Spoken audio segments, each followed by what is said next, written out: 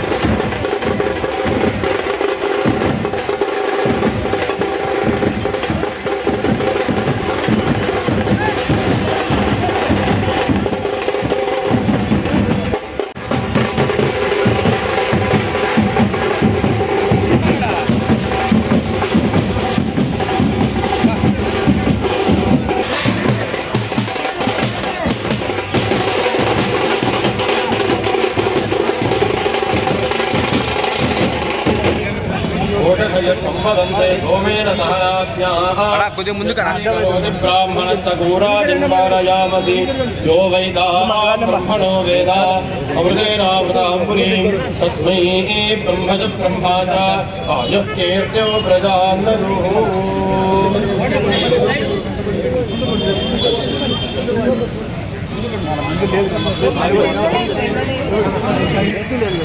వైశాఖ మాసే పౌర్ణపక్షే తృతీయం వాదన హిందువారి వంశోత్సవ సర్వే జనా ప్రసిద్ధే విగ్రహ ప్రతిష్టార్థే లోకనాయక రాజశేఖర నామ్ని యజమానస్య ప్రజాబాహుల్య అభివృద్ధి సిద్ధ్యర్థే విగ్రహ ప్రతిష్టాపన సంకల్పమహం కరిష్యే.